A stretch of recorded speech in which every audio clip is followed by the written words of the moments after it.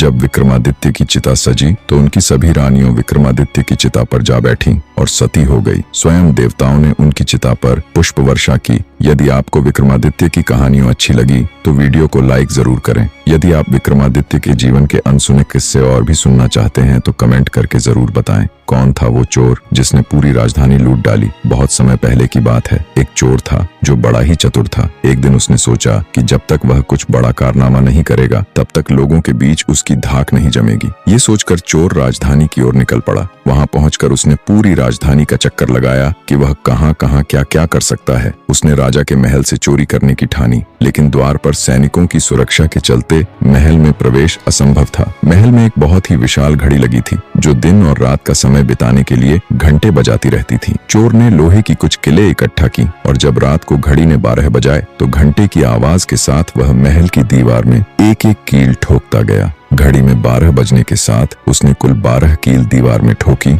और उनको पकड़कर चोर महल में दाखिल हो गया। वह राजकोष तक जा पहुंचा और वहां से बहुत सारे बेशकीमती हीरे चुरा लाया। महल में चोरी की खबर सुनते ही राजा ने मंत्रियों को आदेश देते हुए कहा, नगर में गश्त करने वाले सिपाहियों की संख्या दुगनी कर दी जाए और रात में अगर कोई संदिग्ध दिखे तो उसे तुरंत गिरफ्तार कर लिया जाए। मंत्री का भेष बनाए हुए चोर दरबार में ही मौजूद था। उसने राजा की सारी योजना सुन ली। उसे गश्त करने वाले सिपाहियों का भी पता चल गया। चोर ने से साधु का भेष धरा और उन सभी सिपाहियों की पत्नियों से जाकर मिला जो नगर में पहरा दे रहे थे। सभी महिलाएं एक ही बात को लेकर उत्सुक थीं कि उनके पति चोर को पकड़ें और राजा से इनाम ले। एक एक करके चोर उन सबके पास गया और उनके हाथ देखकर बताता कि वह रात उसके लिए बड़ी ही शुभ है। तुम्हारे पति की पोशाक में चोर तुम्हारे घर आएगा। घर के सारे दरवाजे बंद कर लेना और भले ही पति की आवाज में बोलता सुनाई दे उसके ऊपर जलता कोयला फेंकना। इसका नतीजा ये होगा कि चोर पकड़ में आ जाएगा और इसके पारितोष तुम्हें राजा से पुरस्कार मिलेंगे। रात होते ही सारी स्त्रियां चोर के आने की प्रतीक्षा करने लगी।